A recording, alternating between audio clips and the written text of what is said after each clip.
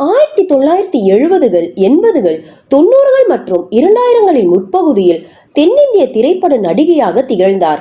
மேலும் ஒரு நல்ல பாடகியாகவும் இருந்துள்ளார். அவரது தொழில் வாழ்க்கையின் பிற்பகுதியில் அவர் மலையாள படங்களில் கவனம் செலுத்தினார். பல படங்களில் ஒரு தாயாக அவரது அற்புதமான சித்தரிப்புகள் மிகவும் பாராட்டப்பட்டன. ஸ்ரீவித்யாவின் தனிப்பட்ட வாழ்க்கை சோகங்களால் நிறைந்தது.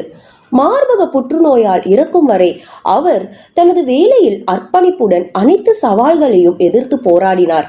ஸ்ரீவித்யா ஜூலை 24, 1953 அன்று இந்தியாவின் தமிழ்நாட்டின் சென்னையில் தமிழ் திரைப்பட நகைச்சுவை நடிகர் கிருஷ்ணமூர்த்தி மற்றும் கர்நாடக பாரம்பரிய பாடகி எம்.எல். வசந்தகுமாரி ஆகியோருக்கு பிறந்தார். அவருக்கு சங்கர்ராமன் என்ற ஒரு சகோதரரும் இருந்தாருங்க. அவர் பிறந்த ஆண்டிலேயே அவரது தந்தையின் முக தசைகளை பாதித்த ஒரு நோய் காரணமாக நடிப்பதை நிறுத்த வேண்டியிருந்தது. அவரது குடும்பம் நிதி நெருக்கடியில் சிக்கியது. குடும்பத்தின் நிதி தேவைகளை பூர்த்தி செய்ய அவரது தாயார் நீண்ட நேரம் உழைத்தார். தனது தாய் தனக்கு தாய்ப்பால் கூட கொடுக்க நேரமில்லை என்று ஸ்ரீவித்யா ஒரு முறை கூறியிருக்காங்க. ஸ்ரீவித்யா மிக சிறிய வயதிலேயே நடிப்பில் அறிமுகமானார். அவரது பெற்றோரின் திருமணம் நிதி நெருக்கடியால் பிரச்சனைகளை சந்தித்த பொழுது ஸ்ரீவித்யாவின் இளமை பருவம் சோகத்தில் மூழ்கியது. அமெரிக்காவில் வசிக்கும் ஒரு விஞ்ஞானியிடமிருந்து அவருக்கு திருமண முன்மொழிவு வந்தது. ஆனால் அவரது குடும்பத்தினர் சந்தித்த நிதி நெருக்கடி காரணமாக அந்த திருமணமே நடக்கவில்லையாங்க. ஸ்ரீவித்யா மலையாள படங்களில் பி. சுப்பிரமணியன் இயக்கிய குமார சம்பவம் படத்தில் நடன காட்சியுடன் தனது வாழ்க்கையை தொடங்கினாருங்க. சத்யனுக்கு ஜோடியாக சட்டம் காவாலா படத்தில் கதாநாயகியாக நடித்தார்.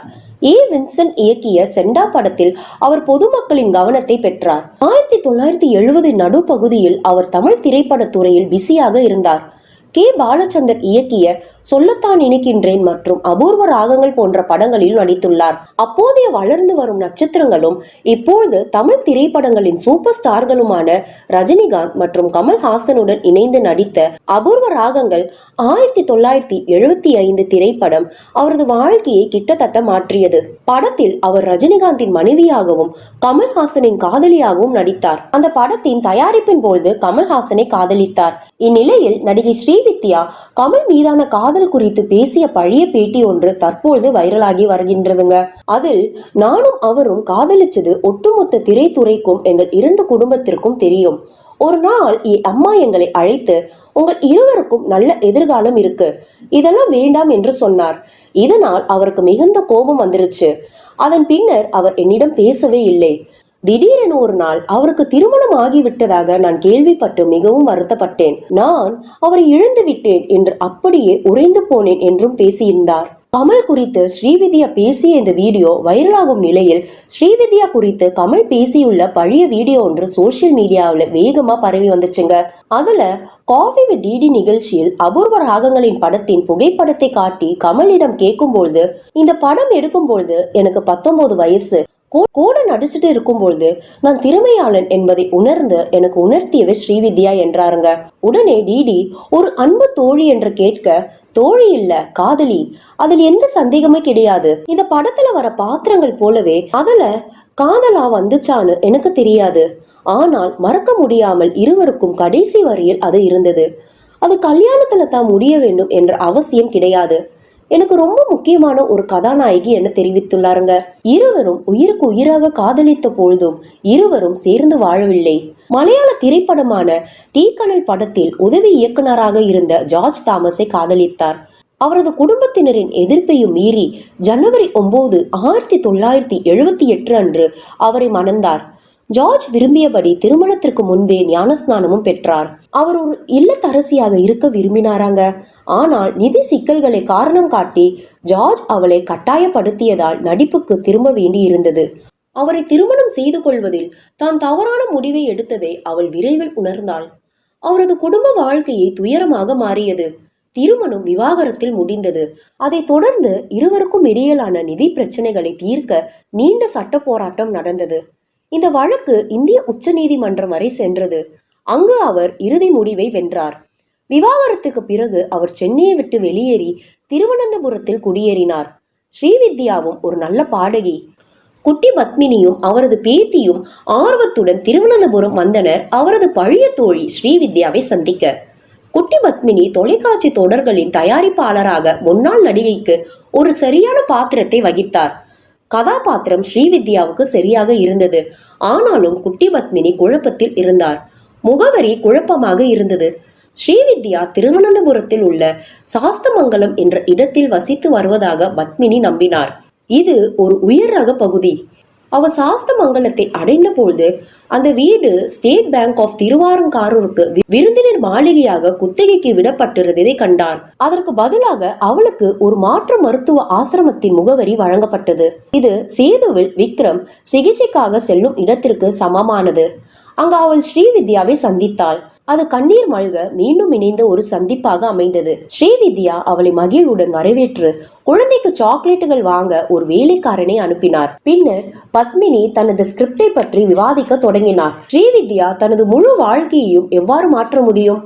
சில வருடங்களுக்கு முன்பு தான் வசித்து வந்த அபிராமபுரம் சென்னைக்கு கூட திரும்பி வர முடியும் என்று பத்மினி பேசினார். இந்த தொடர் ஸ்ரீவித்யாவுக்கு ஒரு பிரேக்கை எவ்வாறு உருவாக்கும் என்று பத்மினி பேசினாராங்க. 40 நிமிடங்களுக்கு பிறகு ஸ்ரீவித்யா, மன்னிக்கவும், என்னால் அந்த வேடத்தில் நடிக்க முடியாது என்றார்.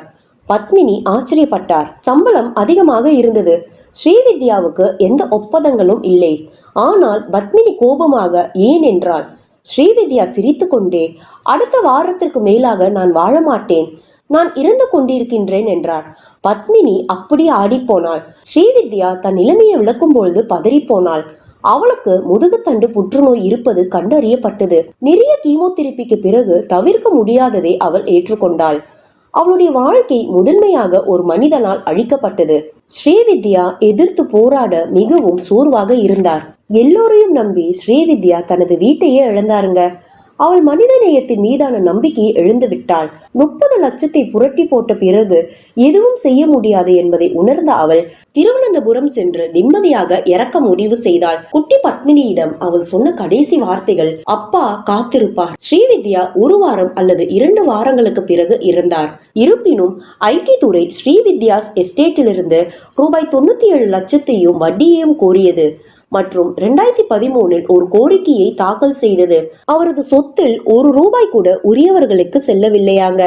அதற்கு பதிலாக ஐடி துறை அவரது அபிராமபுரம் வீட்டை 1.14 கோடிக்கு ஏலம் எடுத்தது. கடவுள் ஏன் அவளிடம் இவ்வளவு கொடூரமாக நடந்து கொண்டார் என்பது யாருக்கும் புரியவில்லை. அவளுடைய பெற்றோரை சீக்கிரமே அழைத்து ஜார்ஜ் போன்ற விலங்குகள் அவளை சுரண்டவும் பின்னர் அவளை புற்றுநோயால் கொன்று வரி பாக்கியாக எல்லாவற்றையும் எடுத்துக்கொள்ளவும் அனுமதித்தான். அக்டோபர் 19, 2006 அன்று அவருக்கு கீமோதெரபி செய்யப்பட்டும் புற்றுநோய் ஏற்கனவே அவரது உடல் முழுவதும் பரவியிருந்ததால் காலை 7:45 மணிக்கு 53 வயதில் அவள் இறந்தாருங்க. திருவனந்தபுரம் கரமானாவில் உள்ள பிராமண சமூகம் தகன கூடத்தில் முழு அரசு மரியாதையுடன் அவரது உடல் தகனம் செய்யப்பட்டது. அதன் பிறகு ஸ்ரீவித்யாவின் உயிர் குறித்து பல குற்றச்சாட்டுகளும் சர்ச்சைகளும் எழுந்தன. ஆச்சரியப்படும் விதமாக மரணத்திற்கு பிறகும் சர்ச்சைகள் ஸ்ரீவித்யாவை வேட்டையாடுகின்றன. அது உண்மையில் ஒரு விசித்திரமான வாழ்க்கை. மேலும் இது போல பல சுவாரஸ்யமான தகவல்களை தெரிந்து கொள்ள இந்த சேனலை லைக் பண்ணி சப்ஸ்கிரைப் பண்ணுங்க. தேங்க்யூ. ஸ்பான்சர்ட் பை பைமார்ட் ஷாப்பிங் அப்ளிகேஷனுங்க. இந்த சைட்ல நீ cooking essential, personal care, household need, bakery, snacks, beverages, baby care, readymade food, oral care, puja care, freshness and cleanness, detergent, health and hygiene, beauty கேர்னு உங்க வீட்டுக்கு தேவையான அனைத்துமே இந்த சைட்ல நீங்க பர்ச்சேஸ் பண்ணிக்கலாங்க. இந்த சைட் இப்போ ஆப் ஸ்டோர்லயோ பிளே ஸ்டோர்லயோ அவைலபிளா இருக்குங்க. இதோட லிங்க் நான் டிஸ்கிரிப்ஷன்ல கொடுத்துருக்கேன். செக் பண்ணி பாருங்க. தேங்க்யூ.